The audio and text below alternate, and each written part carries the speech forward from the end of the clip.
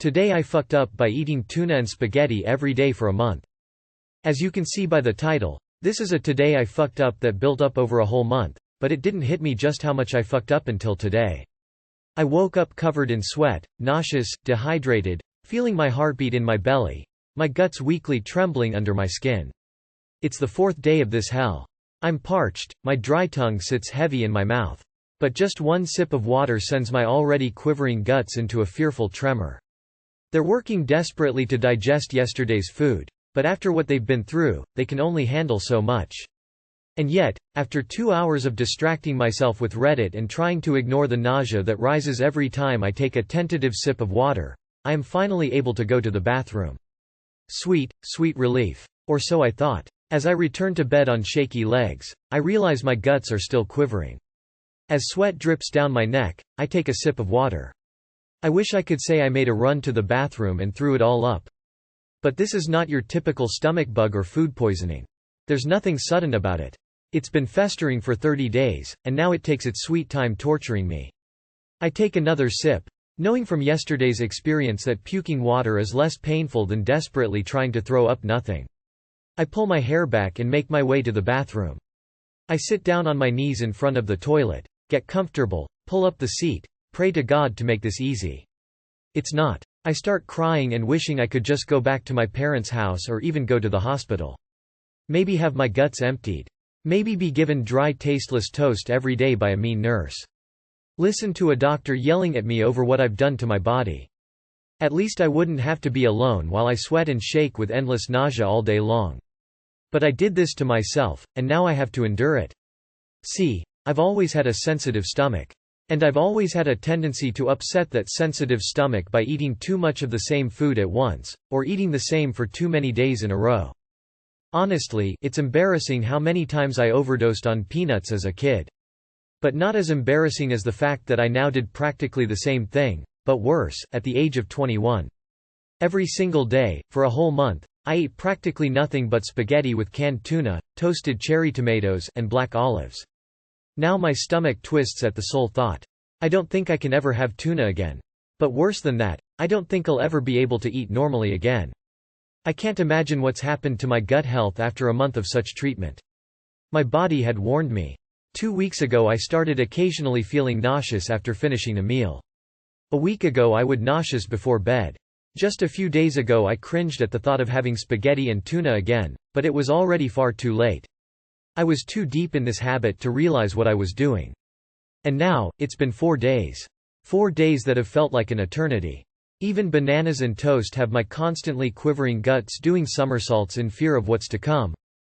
I am always on the verge of throwing up, but my body is too weak to even do that more than once a day. I can't drink water because it makes me nauseous. I can't drink carbonated drinks because they make me nauseous. I can't drink tea because it makes me nauseous. I can't even eat my all-time favorite, nausea meal, biscuits, because even they make me nauseous.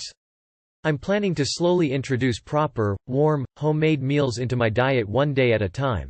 But this is going to be a long journey of sickness and recovery that I really don't need when the new semester of college is about to start. But ultimately, I have no one to blame but my lazy self who ate the same thing every day because I didn't want to cook or think about what to eat. So learn from my mistakes and go make yourself something warm, nutritious, and actually different from what you ate yesterday. Too long did not read. I ate practically nothing but one meal every day for a month and now I'm dehydrated, constipated and puking every day. Can't eat anything. Will probably suffer long-term consequences of destroying my gut health. And I can never look at a can of tuna again. Update. This post has received a lot more attention than I thought it would. So I wanted to make a PSA for those who might read this now, in the future while Googling their own symptoms. Like most commenters said, the issue is more likely to be metal poisoning or food contamination than eating the same meal for a month.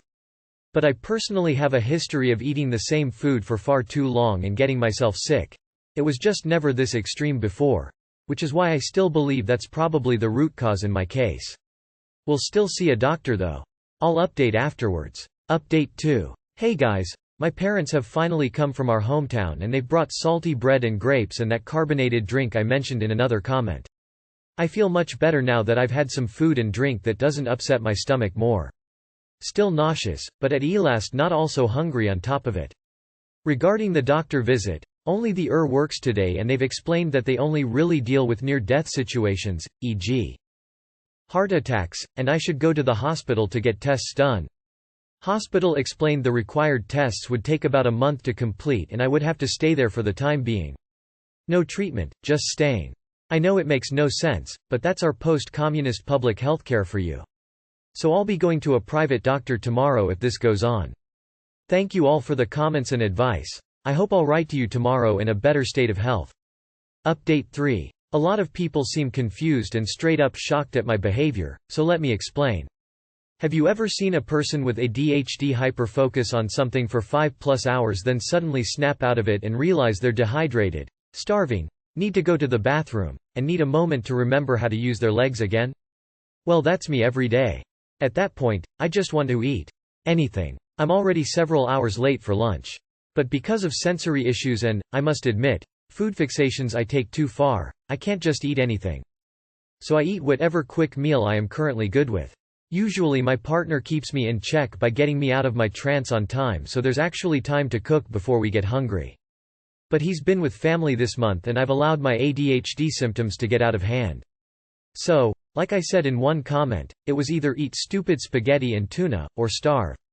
But, instead of letting myself get to that point of starving, need food now, every single day, I should have implemented some habits to take control of my ADHD behaviors and to lead a healthier lifestyle.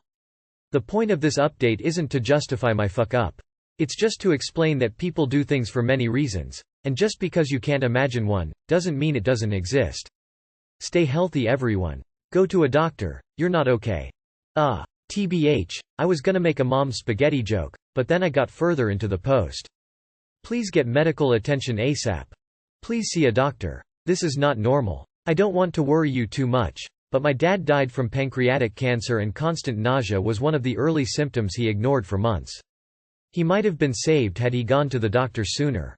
Emergency room now. You're probably severely dehydrated by now. You need to see a therapist once you improve physically. Your compulsion to eat something, even weeks after your body physically rejecting it, is disordered eating. Perhaps see a doctor. A lot of what you are saying sounds familiar to me. It could be a gastroparesis flare. Edit. Obligatory, not a doctor. Just someone with a lifelong sensitive stomach issue and a gastroparesis diagnosis.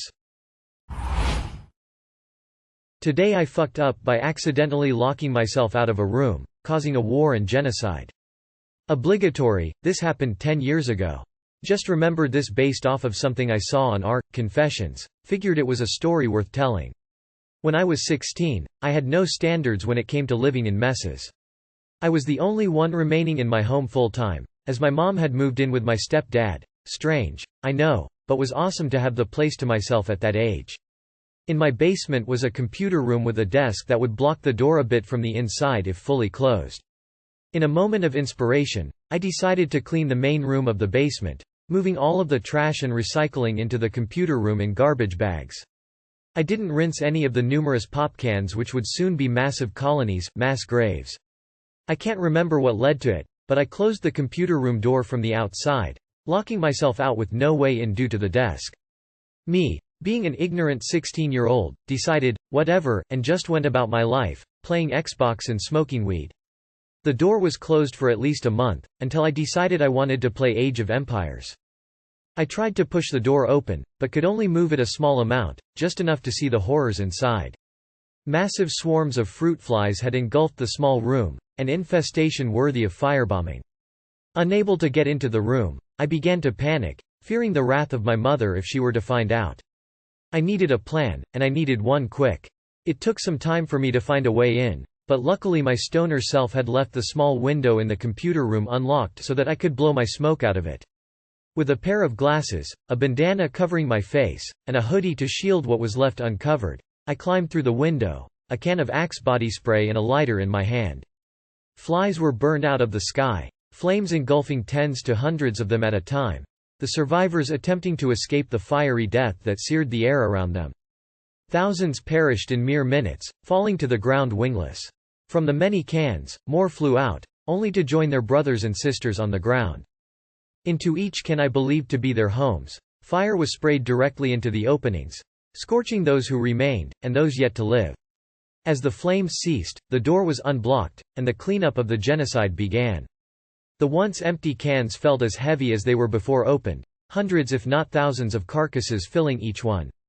With the war over and the room cleared, the desk was moved, never to block the door again. My mother never found out about this, only my friends, who knew this event as the War of the Fruit Flies. Too long did not read. Got locked out of a room full of empty cans, had to burn thousands of fruit flies out of the sky with a can of Axe body spray. You are disgusting and this was funny as fuck, thank you. The craziest part of all this is that you somehow didn't burn down your house. Using a makeshift flamethrower to commit mass fly genocide in a basement does not seem especially safe. You're insanely ballsy for going in there. The thought of this is making my skin crawl. This story is way better than the Lord of the Flies book we had to read in high school. Peace was never an option. This is pretty fucking sick. Today I fucked up by calling my girlfriend at 1 in the morning. Yesterday I just got off work and I was laying down in bed scrolling through my phone until I fall asleep. But just before I was about to sleep my girlfriend asks me, "Hey, do you want to call?" I didn't mind it as the time was earlier than when I usually sleep anyway, so I called her. During the whole time, she kept asking me questions like, "Are you mad?" and "Why do you look angry?" But I guess she didn't think I was falling asleep. Her, being energetic as usual, starts talking about her day and rambling on about the smallest things like why her friends hate me and how she doesn't get why her one friend is friends with everyone because my girlfriend only has 7 close friends and her friend has 20. Numbers are exaggerated but you get the point. So while she was talking about that, I blink and then the next thing I know is she's talking about how she went to her friend's house at 9 to make cake and hang out. And when she's finished, she says in an angry tone, "I'm going to bed, and I was also going to go to bed." Side note, I said before the call, I'm a little bit tired so I can't call long. So then this morning as usual, I text her good morning and the occasional, "How are you?" message. She didn't reply. She usually gets up at noon so I didn't bother. At 4 p.m., she still hasn't answered. And she only does this when she's mad at me. So I tell my one other friend that she hasn't talked to me all day and the response I get is, "I know. You were being a dick and not paying attention to what she was saying."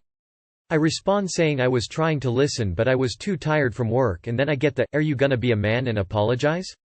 text. I was fuming at this point. The same thing happens every month with a new excuse and I'm expected to apologize for something I'm not in control over. When I apologize, I'll get a long message threatening our relationship over a small reason. I just want to leave. I feel trapped because she says she'll kill herself if I dump her. What do I do? Too long did not read. I was tired when calling my girlfriend at 1 a.m. and she blames me for not paying attention to her because I was falling asleep. Edit. So I ended the relationship and she responded like she didn't care at all. I don't know what to say. Get out while you still can. I'm not even joking. Edit. Seriously, dude. From one B to another, this is a whole lot of red flags you can do without in your life. She won't kill herself. That's just a mental shackle she's put on you. Don't tolerate passive-aggressive behavior like the silent treatment. It's literally psychological torture. You also can't stop anyone from taking their own life. If they're going to do it, they will do it regardless if you're still in their life or not. Have a talk with her and set your boundaries. I can't be in a relationship with someone who gives me the silent treatment as it causes me a lot of mental distress that I don't need or deserve. I would like to continue, or not. This part is up to you. Being with you. But we have to work on communicating what we are feeling, or some shit. Good luck. Personally, I would leave. She sounds like a hellcat. TIFU. By asking to be called by my middle name. So this happened back when I was still in high school, so it's been almost 8 years now, but I still think about this F up. I think I'm in the right subreddit for this story, but if there's a better sub for it let me know. So I have the same first name and hair color as a very hated political figure in my country at the time and I was bullied relentlessly for it. Even adults took out their grievances with them on me. Sounds crazy that adults would also do this, right? But I definitely wasn't misunderstanding, they made it very clear why they hated me so much. Anyway, after years of bullying, when I moved away and enrolled in a new school for year 10 I asked if I could use my middle name instead as a preemptive protective measure against the bullying. I was told that that political figure was no longer in the spotlight and that it was unlikely I'd be bullied for my name at this school, but I didn't want to risk it so I begged them to just let me go by my middle name. I should have just listened to them.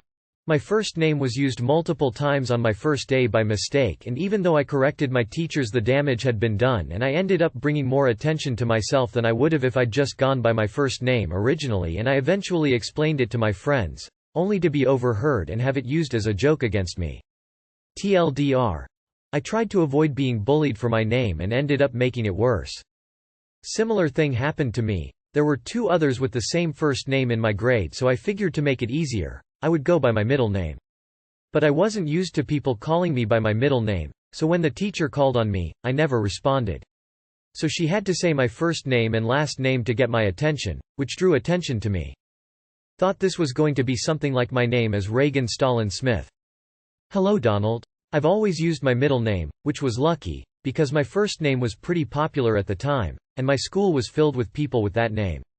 And then Star Trek TNG arrived. God damn it. Just asking out of pure curiosity. Can you tell what political figure are you talking about? I hope it will be better for you, Adolf.